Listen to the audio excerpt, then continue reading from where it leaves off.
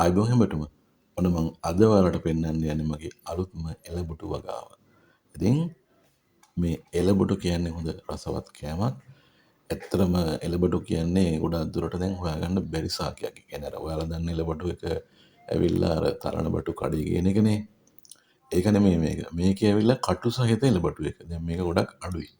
ඉතින් මේ එළබටු වර්ගය අපිට දැක ගන්න ගොඩක් වේල කලාපයේ විශේෂයෙන්ම කුරුණෑගල, අනුරාධපුර, පොළොන්නරුව, හම්බන්තොට වගේ ප්‍රදේශවල තමයි අපිට මේ එළබටු වර්ගය දැක ගන්න පුළුවන්. ඒ කියන්නේ මේකේ ගොඩක් කටු සහිත එළබටු වර්ගයක්. ඒ කියන්නේ ඔයාලට මේකේ පේනවා පාත්‍රවල ගොඩක් කටු තියෙනවා. ඉතින් ඇත්තට මේක මේ වගා කරන භෝගයක් නෙමෙයි. සාමාන්‍ය කුරුල්ලෝ හරහා තමයි මේක ගොඩක් ප්‍රචාරණය වෙන්නේ. ඉතින් හැමතැනම මේක කැලෑවල වල ඉබේ හැදෙන ශාකයක්. නිතරම අපිට කැලෑවට ගියහම මේ එළබටු ඕන තරම් කඩා ගන්න පුළුවන් ওই වේලි කලාපේ ප්‍රදේශවල. විශේෂයෙන්ම අනුරාධපුර වගේ පැතිවල මම දැකලා තියෙනවා හැමතැනම කැලෑවල වල තියෙනවා මේක. ඉතින් මේක ඇත්තටම ගොඩක් රසයි. අර ගැටලුව තියෙන මේක පොඩ්ඩක් අර මේ දැන් අපි කඩෙන් ගේන එළබටු එච්චර කසන්නේ නැහැනේ. මේකේ පොඩ්ඩක් කසන ගතිය වැඩි. ඒ හින්දා ගෘහිණීන් ගොඩක් මේක මේ කෑම පොඩ්ඩක් ප්‍රතික්ෂේප කරලා තියෙනවා. මොකද මේක අර තලන්න අමාරු නිසා සාමාන්‍යයෙන් අර අනිත් එක නම් ටක් ගාලා කපලා අපිට හැන්දෙන් හරි ඉවත් කරන්න පුළුවන්. ඉතින් ඔයාලට මේ පේනවා මේකේ මේ එළබටු දැන් ගෙඩිත් අල්ලලා තියෙන්නේ. මේක ගෙඩියක් හැදලා තියෙනවා. ඉතින් ඒ විදිහට මේ එළබටු වගාව ගත්තොත් දැන් ඒකේ මල් පිපිලා දැන් මෙන්න මේ ටික නම් මම අලුතෙන් දාපු පැල ටික. එකම තවානේ පැල ටික. මේ පැල ටික පස්සේ දැන් මේ වලට පේනවා මේ වගේ දැන් තනකොළ ගොඩක් පිරලා තියෙනවා. ඉතින් මේ තනකොළ ටිකත් මම අද කරලා දානවා. ඒ වලට පේනවා මේ කටු තියෙන හැටි බලන්න. අන්න පොඩ කටු ගොඩක්ම තියෙනවා. ඉතින් අනිත් බටු එකේ තනන බටු අර කඩෙන් ගේන එකේ කටු නෑ සාමාන්‍ය වම්බටු ගහ වගේ ඒකෙත් කොලේ කටු ගොඩක් අඩුයි. කටු නෑ ඇත්තටම. එකක් දෙකක් සමහර වෙලාවට තියෙනවා. මේකේ නම් කටු ගොඩක්ම තියෙනවා. ඉතින් අපිට මේ එළබටු කොළ අපිට පුළුවන් කැඳ වලට ගන්න. දැන් ඔය එළබටු කොළ කැඳ කියන බොනවා කියලා බොන්නේ. ඉතින් මේ බොන්න ඕනේ මෙන්න මේ බටු කොළ කැඳ. ඉතින් ඔයාලට මේ බටු කොළ කැඳ බීව්වොත් අර කැස්සට ගොඩක් හොඳයි. ඉතින් අපි පොඩි කාලේ නම් අපේ අම්මලා අපිට මේවා මේ පොඩි බටු කොළ කැඳ හදලා දෙනවා. ඉතින් මේක ටිකක් අර වංගෙඩියක දාලා වගේ කොටන්න ඕනේ. මේක අතින් එහෙම මෙරිකන්න ගියොත් නැත්තම් මේ කටු වෙනෙන්න පුළුවන්. ඒ නිසා හොඳටම කොටලා තමයි මේක මේ මිරිකන්න ගන්න ඕනේ. නැත්තම් කටු වෙනෙන්න පුළුවන්. ඊළඟට දැන් මේකේ මේ ආයුර්වේදයේදී කියන අපේ සිංහල බෙහෙත්වලදී මේකේ හැම දෙයක්ම පාවිච්චි කරනවා. කියන්නේ මුල් ගස්, ගහේ කොළ, ගෙඩි, කඳ හැම දෙයක්ම පාවිච්චි කරනවා සිංහල ආයුර්වේදයේදී.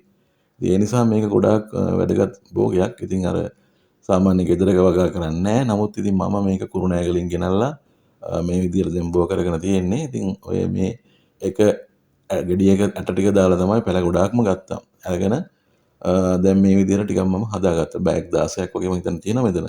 බෑග් 16ක දැන් හදලා තියෙනවා. ඇත්තටම බෑග් වල හදන්න ඕනේ නැහැ. මේක නිකන් කොහේ හරි පැලේ හදලා දැම්මොත් ඉබේම පැලවෙනවා. කිසිම පොහොරක් දාන්න ඕනේ නැහැ. පොහොර ඕනෙත් නැහැ, වතුර ඕනෙත් නැහැ. ඔන්න ඔය නිකන් හැදෙනවා මේක. අර වියලි කලාපේ හැදෙන භෝගයක්නේ. ඉතින් ඇත්තට මම නම් දැන් මේකේ මේ අලුතෙන් හදපු පැල ටික බාල වුණ නිසා අර නිල් කැට පොහොර ටිකක් දැම්මා. දැන් ඒ ටික හොඳට නැගලා ඇවිල්ලා තියෙනවා. ඉතින් ඇත්තටම දැන් ආයේ පොහොර දාන්න අවශ්‍යතාවයක් නැහැ. මේක හොඳට මේ විදිහට අපිට අස්වැන්න නෙලා ගන්න පුළුවන්. සෑහෙන කාලයක් මේකෙන් ගන්න පුළුවන්. සාමාන්‍ය බටු ගහකට වඩා මම හිතන්නේ අවුරුදු 2ක් විතර මේකෙන් අස්වැන්න ගන්න පුළුවන්.